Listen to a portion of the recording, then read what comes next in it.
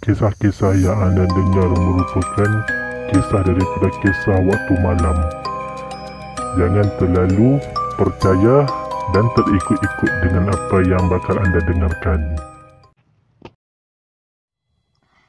Assalamualaikum dan selamat sejahtera kepada para pendengar. Okey, kali ni aku nak ceritakan kepada korang semua. Cerita ni berkaitan dengan, orang kata berkaitan dengan camping dalam hutan. Okey, cerita ni saya ambil daripada sebuah blog fiction Shasha.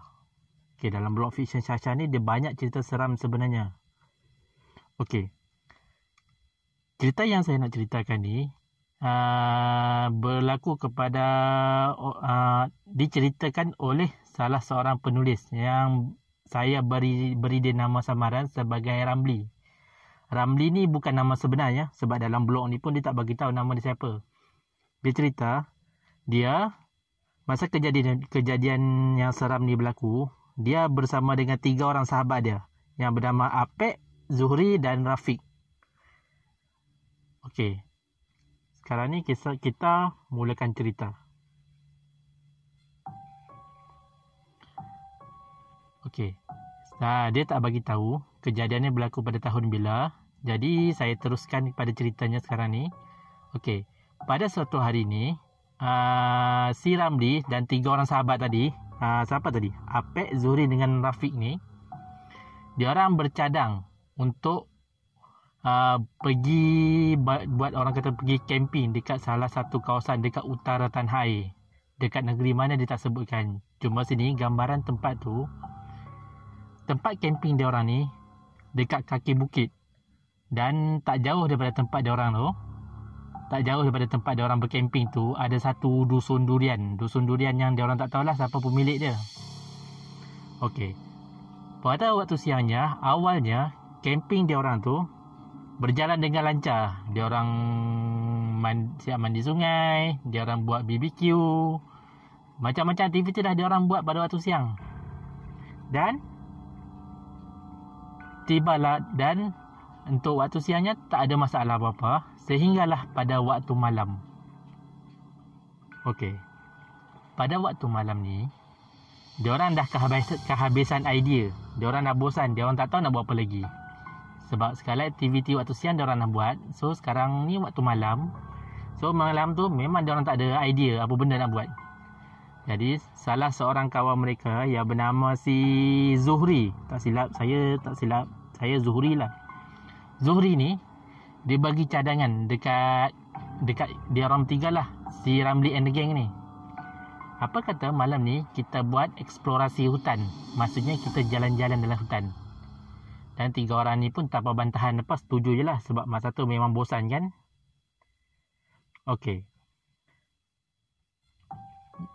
jadi eksplorasi hutan pun bermula.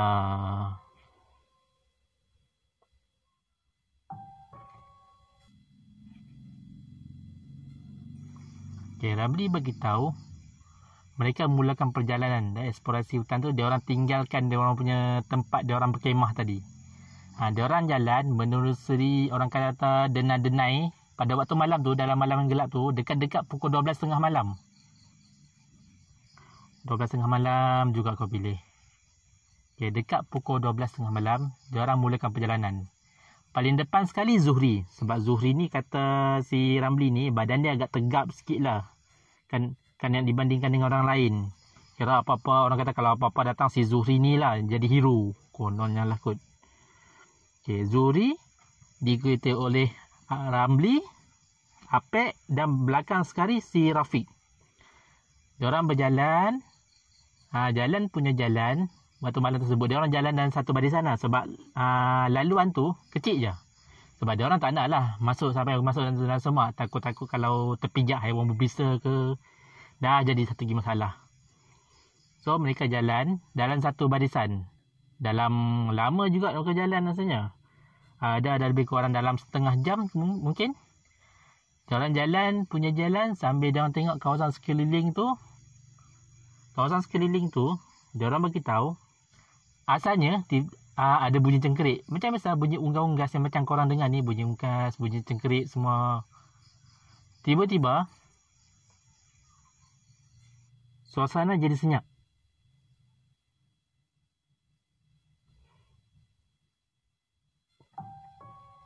Suasana jadi senyap.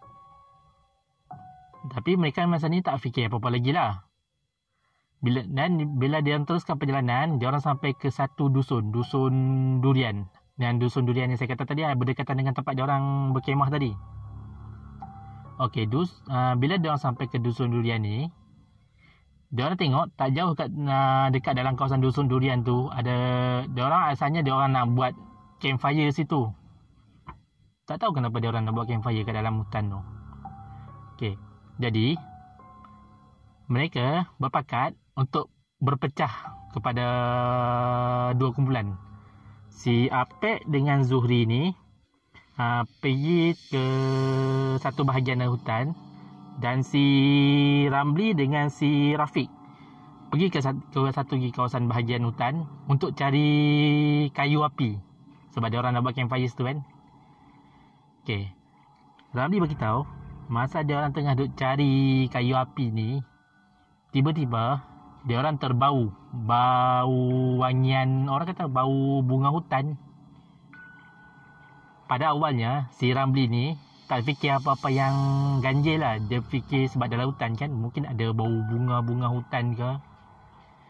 Yang terfikir dalam otak dia tu maksudnya, bau ni dia kata macam bau bunga dahlia, bunga hutan. Yang dia kata sini tak, dia kata lah bunga dahlia ni mahal kalau kan, kalau kita jual dekat nursery pokok ni, dia orang akan ambil dengan harga tinggi. Jadi diorang berdua ni pun carilah daripada mana bau tu datang. Jadi masalahnya sini, cari punya cari, diorang tak jumpa pun apa pokok sebatang pokok bunga pun dia tak jumpa. Bila dah tak jumpa, si Ramli ni bagi tahu, sekarang ni daripada tadi tu dia tak ada rasa apa, sekarang dia dah mula rasa seram. Bau ada, tapi pokoknya tak ada. Jadi tak apalah. Tiba-tiba dalam duk seram-seram tu, tiba-tiba lagi dua orang lagi. Si siapa tadi? Apek dengan Zuhri tiba-tiba panggil dia orang daripada jauh. Ramli, Rafiq, sini. Si Ramli dengan Rafiq pun datanglah kat si dua orang tadi kan, dua orang kawan dia orang tadi. Datang, kenapa tanya? Dia orang angkat durian. Weh, jom aku jumpa durian lah. Yang satu lagi aku jumpa pondok dekat ujung sana tu. Dekat hujung dusun tu ada satu pondok. Mungkin itu pondok yang digunakan oleh owner kebun ni lah kot untuk tunggu durian jatuh. Jadi dia orang pun decide untuk duduk lepak dekat pondok tu. So dia orang tak jalilah nyalakan unggun api, nak buat unggun api malam tu. Okey, part ni kejadian seram. Inilah kejadian seram bermula masa ni. Dalam mereka berempat on the way nak ke pondok tu, tiba-tiba Ramli kata yang bulu tengkok dia tiba-tiba berdiri tegak, meremang tiba-tiba. Dan tak sampai beberapa saat pun, tiba-tiba si Zuhri jerit, "Oh, itu apa? Bila dia sambil dia jerit, sambil dia tunjuk-tunjuk dekat atas pokok. Bila masing-masing tunjuk atas pokok, bila dah di Zuhri ni tunjuk atas pokok, kawan dia orang salah seorang nama Apek terus halakan lampu solo dia orang, lampu solo yang dia pegang tu ke pokok. Bila dia hala ke pokok, dia nampak macam ada satu, tak tahu sebab ada macam dia kata ada satu makhluk yang bertubuh macam orang kata macam perempuan, berbaju putih, tengah duduk bertenggek dekat atas salah satu dahan pokok yang ada dekat situ. Dan dia keadaan dia macam dia tengah makan sesuatu tau, macam seolah-olah macam dia tengah makan daging mentah gitu. Dia makan dengan gelojoknya sambil dia orang boleh dengar bunyi dia makan tu. Sambil dia makan tu. Dia orang dah terkejut. Masing-masing dah terkaku kat bawah tu. Yang si Apek ni pun satu hal. Dia tak alihkan lagi lampu dia tu. Dia suluh je benda tu. Nampak jelas lah. Dengan tangan dia duduk kat mulut tengah macam seolah makan daging gitu orang kata kan. Dengan nampak lah macam seolah-olah ada darah-darah tengah menitik. Dan muka makhluk tu, dia kata muka dia menggerutu warna hitam. Dan rambut dia berambut panjang. Panjang dia orang kata boleh kata sampai ke pinggang. Dan nak dijadikan cerita lagi, tiba-tiba makhluk tu berhenti baik. Dia berhenti macam dia tadi tengah makan kan. Tiba-tiba dia berhenti. Dia berhenti. Lepas tu dia tengok bawah, tengok ke arah empat orang tu. Tiba-tiba dia menjerit dengan suara nyaring tu menjerit. Dan bila dia menjerit, empat orang ni dah takut. Empat orang dah takut, apa lagi? Dia orang pun lari terus, bertempiaran lari semua. Habis. Dia orang lari. Bila dia orang lari, makhluk tu yang macam perempuan tadi tu kejar dia orang daripada belakang. Si Ramli dia kata dia sempat tengok belakang. Bila dia tengok belakang, dia orang lari laju. Makhluk tu seolah-olah daripada satu pokok dia melayang ke pokok yang lain. Dia melayang ke pokok lain, melayang menghampiri dia orang. Dan si Ramli ni kata makin lama dia makin dekat. Makhluk tu makin lama makin dekat. Makin dekat. Dia orang pun terus lari sambil dia orang boleh dengar bunyi nafas makhluk tu dekat belakang dia orang. Memang sangat-sangat menakutkan masa tu dia orang kata. Dia orang lari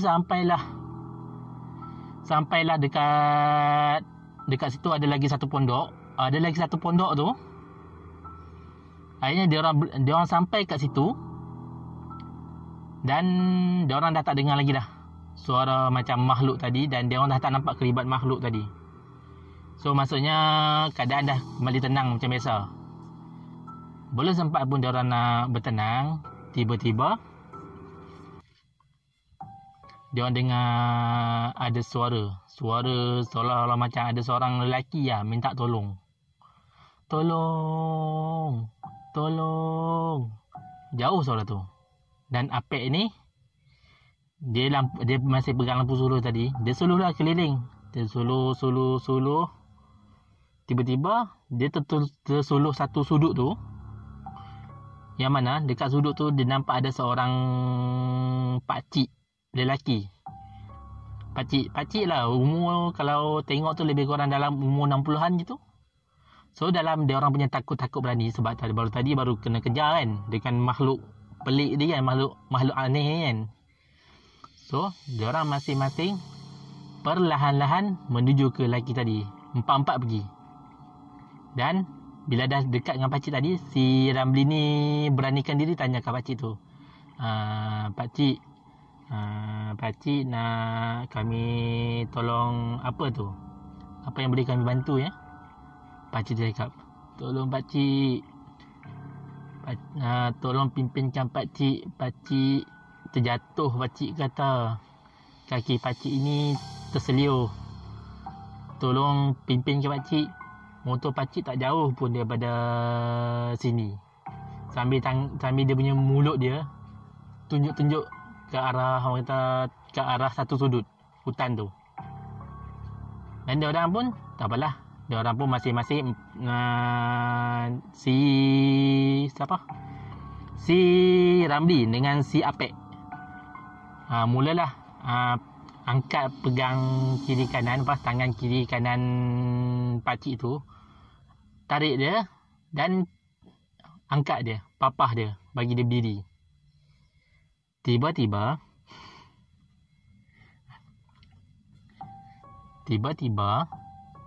pakcik ni dia muka dia tiba-tiba macam senyum menyeringai gitu. Dia tengok je empat orang ni sambil si Ramli dengan si Apek ni papah dia. Dia senyum menyeringai. Tiba-tiba gigi dia tadi asalnya dia orang nampak putih biasa je. Tiba-tiba gigi dia berubah jadi hitam dan gigi tajam gitu. Gigi tajam meruncing tu. Lepas tu keluar satu nafas yang busuk dan tiba-tiba pakcik tadi mula terapung. Si Ramli dengan si Apek ni dah terkejut, dah terlepas dah tangan pakcik tu. Dan masa ni pakcik tu tiba-tiba ada seolah-olah macam terapung dan kaki dia langsung tak jejak tanah. Sambil dia gelak-gelak gitu, akhirnya dia pun berubah menjadi makhluk yang kejar dia orang tadi tu. Masa ni sekali lagi dia orang bertempiaran lari selamatkan diri dia orang, sebab dia orang dah memang takut sangat masa ni. Dan masa dia orang lari ni, si Rafiq terpisah daripada dia orang. Oleh sebab dah lari sampai ke kawasan tapak perkemahan dia orang, baru dia orang terperasan. Weh, Rafiq tertinggal kat belakang. Macam mana ni? Takkan kita nak patah balik ke benda tu kejar kita lagi? Sebab yalah kan, cuba kalau kita duduk depan dia orang, macam mana weh? Kita dah dalam ketakutan je ni. Lepas tu kawan kita pula tertinggal kat belakang. Lepas tu si Zuhri kata tak apa, macam ni, kita pergi kat kampung, sebab dekat sini dekat dengan kampung. Kita pergi kat kampung tu, kita minta bantuan dia orang. Tapi tak sempat ni, dia kata. Dalam dia orang ada bincang-bincang tu, tiba-tiba dia orang dengar ada suara si Rafiq. Daripada jauh, suara Rafiq macam menjerit, minta tolong.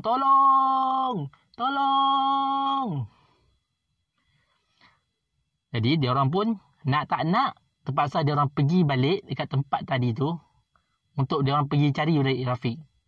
Dia orang masuk balik di kawasan dusun tadi tu dan cari Rafiq.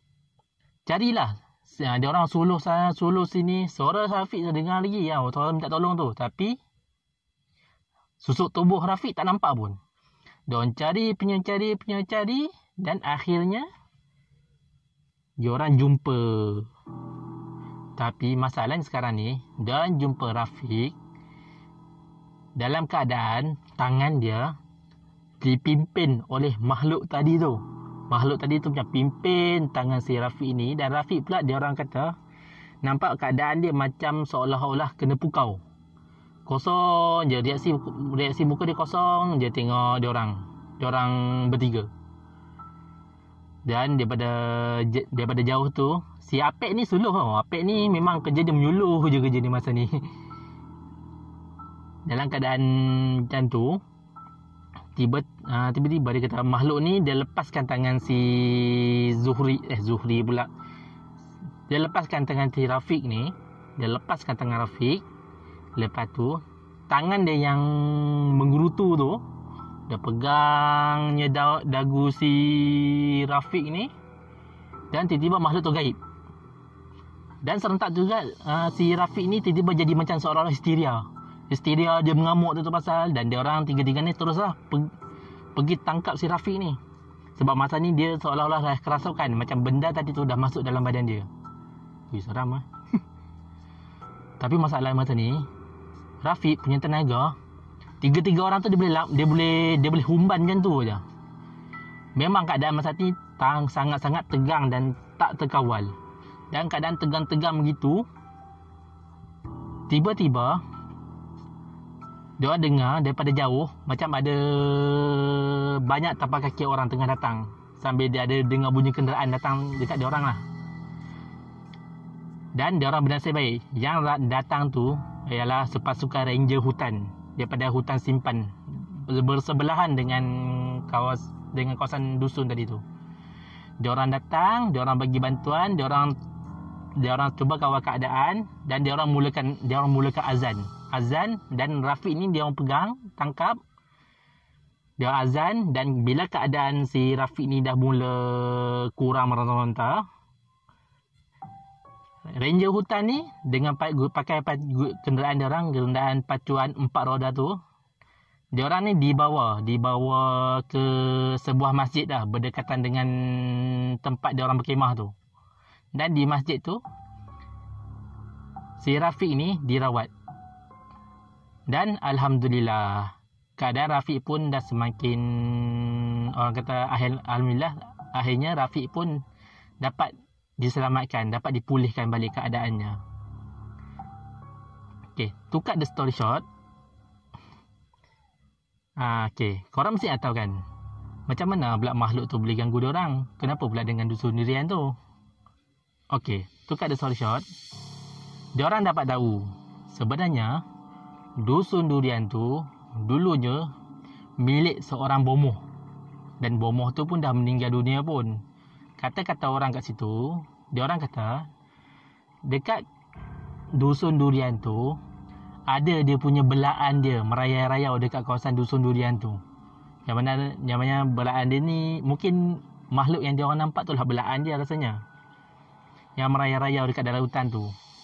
Dan ada juga orang kampung yang mana dia ada dusun bersebelahan dengan dusun Tok Bomoh ni, diorang pernah nampak makhluk tu. Dia kadang-kadang dia terbang daripada satu pokok ke pokok yang lain, macam yang diorang nampak lah. Kalau ada yang tak bernasib baik, kena kejar juga macam diorang ni. Tapi alhamdulillah, sebab sekarang ni semuanya dah selamat. Dan si Ramli kata daripada percutian dekat tapak perkhemahan tengah hutan tadi tu bertukar kepada percutian rohaniah dekat masjid. Sebab kawan diorang perlu menjalani rawatan lagi lah selama 2 ke 3 hari untuk memulihkan balik semangat dia. Okey, itulah. Jadi kesimpulan dari cerita ni, kalau kita, orang kata kalau kita nak buat aktiviti dalam hutan, kita kena berhati-hati. Kita kena banyak, orang kata adalah amalan yang kita perlu lakukan. Kita kena sebelum masuk hutan, sangat-sangat digalakkan kita membacalah apa-apa doa. Minta perlindungan daripada Allah Subhanahu Wa Taala daripada segala benda buruk, daripada segala benda buruk yang akan berlaku pada kita. Kita minta perlindungan daripada Allah. Sebab ialah kan hutan, macam kita tahu, memang tempat tinggal pada makhluk-makhluk halus ni. Okey, jadi itu sajalah kisah untuk kali ni. Okey, terima kasih dan Assalamualaikum. Kisah-kisah yang anda dengar merupakan kisah daripada kisah waktu malam. Jangan terlalu percaya dan terikut-ikut dengan apa yang bakal anda dengarkan.